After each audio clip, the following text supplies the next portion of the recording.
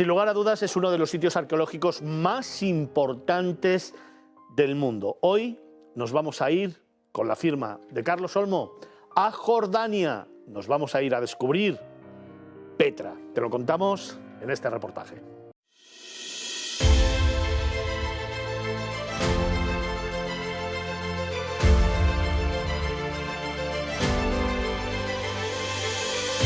Habitada desde tiempos prehistóricos, esta ciudad nabatea para caravanas, situada entre el Mar Rojo y el Mar Muerto, fue una importante ruta para el incienso de Arabia, las sedas de China, las especias de la India y cruce de caminos entre Arabia, Egipto y Siria fenicia.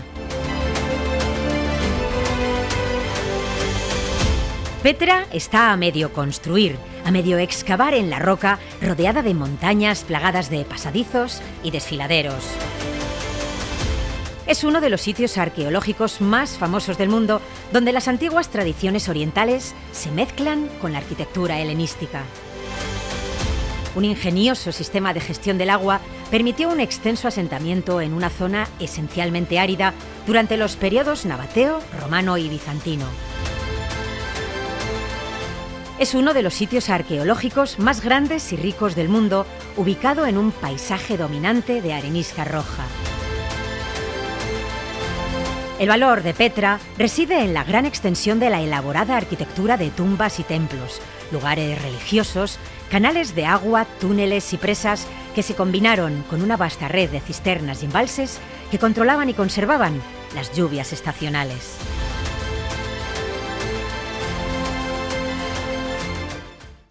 La verdad es que es impresionante, no solamente por lo que todas esas formaciones pétreas han supuesto, siguen suponiendo y sobre todo siguen sorprendiendo a cualquier viajero que va por primera vez, que se queda extasiado ante todos esos templos y construcciones, sino también al que regresa y sigue descubriendo nuevos rincones. Es un lugar maravilloso que hoy quiero descubrir en esta tarde con Carlos Olmo. Buenas tardes. Muy buenas tardes. ¿Cómo estás? Pues nada, feliz y contento de hablar de un sitio que tengo muy fresquito porque fui este año y que, bueno, como bien decías, aunque lo hayamos visto en películas, tal, cuando llegas allí, la boca se te cae. Sí.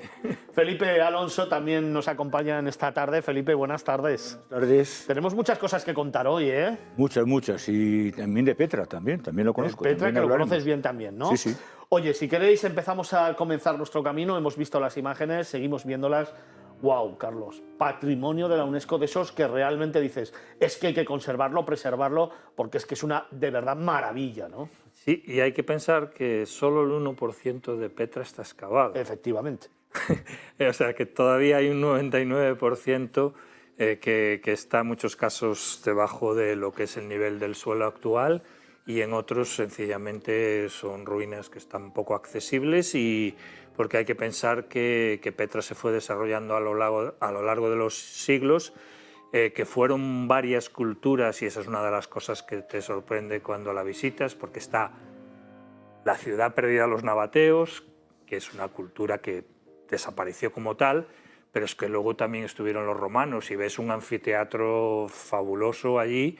Y luego pues también tiene cosas de estilo bizantino como una iglesia, y también del periodo griego. De hecho, se puede decir que Petra fue uno de los lugares donde arquitectos de zonas muy lejanas vinieron a trabajar en la ciudad, porque en esos momentos había dinerito, porque Petra fue una ciudad muy floreciente. Petra, digamos, nació y creció gracias a las rutas de caravanas que traían pues del lejano oriente, de China traían la seda, de Asia traían las especias y el incienso, por ejemplo, de Egipto, con lo cual el movimiento comercial era continuo. Se sitúa entre el Mar Rojo y el Mar Muerto y, como bien dices, para aquel que no lo conozca, nos adentramos en la propia roca, nos adentramos en las entrañas, como digo yo, de la tierra, de la montaña, porque Petra está excavada, la mitad de la ciudad está dentro de una formación rocosa. Sí, exactamente. De hecho, el nombre más adecuado no puede ser. Entras a la ciudad por ese pequeño y estrecho desfiladero, que supongo que era muy buena protección, Sí, señor. porque cualquiera que quisiera atacar la ciudad tenía que pasar por ahí, y desde arriba obviamente era muy fácil frenar la entrada de cualquier tropa invasora. Pero es que al final de ese desfiladero, que es más de 1 kilómetro y que en algunos puntos casi pareciera que puedes tocar con ambos brazos estirando los dos extremos, pues te encuentras, bueno, ya se llama el tesoro por algo, ¿no? Te encuentras un edificio excavado en la piedra que te deja absolutamente estupefacto, pero es que, por ejemplo, el lugar quizás menos visitado, porque es al final de la avenida, ya con el calor, no hay sombra en muchos sitios, pues tienes 800 escalones para llegar al monasterio, pero es que para mucha gente el monasterio es todavía mucho más espectacular que el tesoro incluso, ¿no? Pero es que luego hay algo que no se ve de Petra que probablemente sea lo más impresionante a ojos de los profesionales arquitectónicos e ingenieros que se dedican a esto, que es el sistema de gestión del agua. Eso te iba a preguntar. ¿Cómo es posible que en un lugar que es de los más áridos de esa zona, es puro desierto, pudieran vivir miles y miles de personas? El sistema de gestión de agua, que en muchos casos se preserva y en otros está destruido porque Petra se abandonó y estuvo muchos siglos oculta a los ojos del mundo, es absolutamente impresionante. Aljibes, presas, diques que conservaban cada gota de agua que caía, porque sí que llueve en el desierto, pero normalmente cuando llueve suele ser en forma de tormentas muy fuertes, muy repentinas, y no se llega a retener ese agua. A veces, de hecho, corre en forma de inundaciones, lo cual también hacía peligroso, y ellos hicieron un sistema de gestión de agua que, por ejemplo, en ese desfiladero de entrada a la ciudad, ves a derecha y a izquierda canales excavados en la roca, que es muy curioso, porque son 2 canales. Uno llevaba el agua para el pueblo y el otro llevaba el agua para la élite, para la clase dirigente. Y este segundo era una tubería cerrada de barro para que nadie se le ocurriera envenenar el agua o echar algo. O sea, que hay muchas cosas de Petra que desconocemos, incluso a día de hoy, que la hacen todavía más increíble. Oye, además de esos canales y presas que también ahí podemos encontrar, Petra está llena de tumbas, está llena de templos, está llena de lugares religiosos. Sí, exactamente. Por ejemplo, lo de las tumbas es muy curioso, porque se decía que los nabateos conservaban con ellos a los muertos, ¿no? Como en otras culturas. En Asia hay varias culturas que cuando alguien muere, pues la familia conserva el cadáver momificado o guardado con ellos. Pero cuando los romanos llegaron y conquistaron Petra, no entraba dentro de la cultura romana hacer eso. Entonces fue cuando se empezaron a hacer tumbas en las cercanías de la ciudad, pero no en lo que eran las viviendas de la gente. Y hay algunas tumbas que incluso hoy, cuando entras, aunque estén deterioradas o hayan perdido gran parte de su esplendor, que te dejan absolutamente impresionado. Estamos hablando de muchos siglos atrás, pero todavía incluso podemos echar la vista un poquito más, retrotraernos un poquito más, porque allí podemos encontrar yacimientos neolíticos y de la edad del hierro. Sí, exactamente. Petra, la zona, está habitada desde la prehistoria, porque había minas, había zonas de explotación de minerales. Fue cuando las caravanas comerciales empezaron a tener mucha importancia en el siglo I a.C., que Petra se fundó y fue creciendo, como decía, de una manera bastante rápida, porque entraba mucho dinero por el tema de las caravanas y exigía una infraestructura y una logística importante, porque, por ejemplo, los edificios que están excavados en la roca, en la piedra, como el tesoro, como el monasterio, uno piensa, ¿qué tecnología usaron para excavar en la roca? ¿De dónde sacaban la madera para los andamios que suponemos que tenían que poner para poder subir hasta 40 metros en la roca? Y estudios recientes demuestran que más que andamios lo que hacían era tallar escaleras en la roca y empezar de arriba abajo. O sea que tanto el monasterio como el tesoro fueron excavados de arriba a abajo en la piedra. O sea, eran unos auténticos artesanos, pero que al mismo tiempo eran artistas, ingenieros y escultores de grandísimo nivel. Oye, Felipe, para ti el momento, el instante o el lugar que más te gusta, que más recuerdas, que más te ha impactado de Petra, ¿cuál es? Bueno, en principio puede ser pasar el desfiladero y encontrarte con el tesoro, aunque para mí lo más interesante, porque el tesoro lo hemos visto en muchas películas y impacta, vamos, a mí me impactó menos de lo que yo pensaba que me iba a impactar.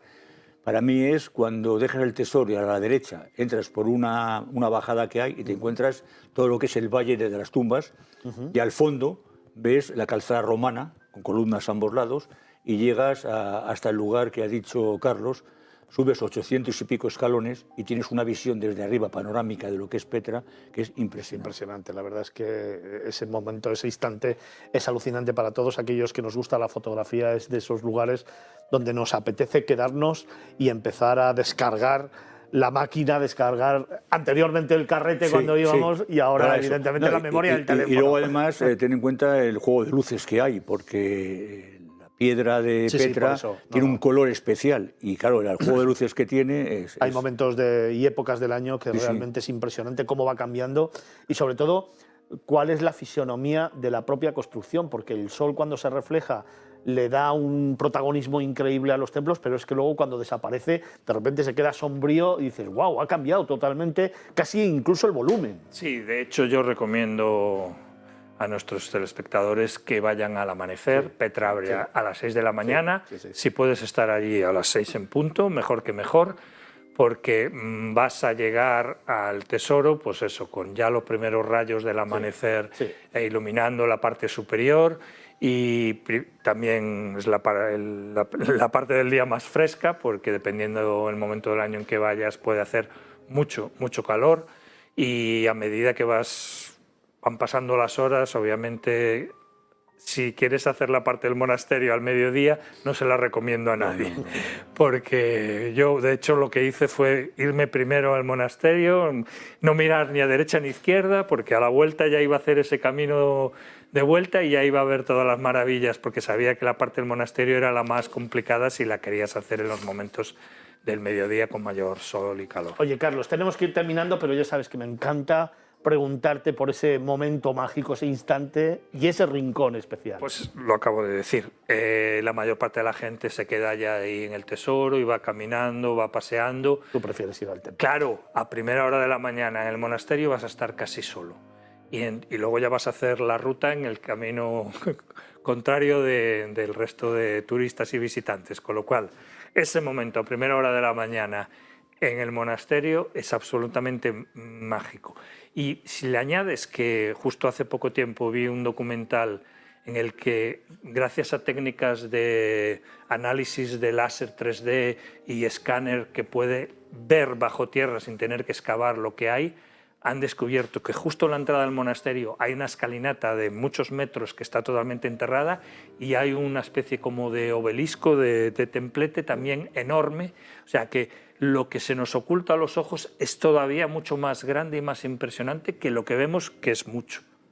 La verdad es que es uno de esos lugares maravillosos que nos encanta traer a todos los telespectadores. Es uno de esos lugares que hay que descubrir al menos una vez en la vida y os aseguro que cuando vayáis, programéis vuestro viaje, sin duda vais a querer volver, porque es verdad que cada vez que viajas a Petra, a Jordania, encuentras una historia diferente, que además es tierra de leyendas y desde luego de muchas historias, Felipe.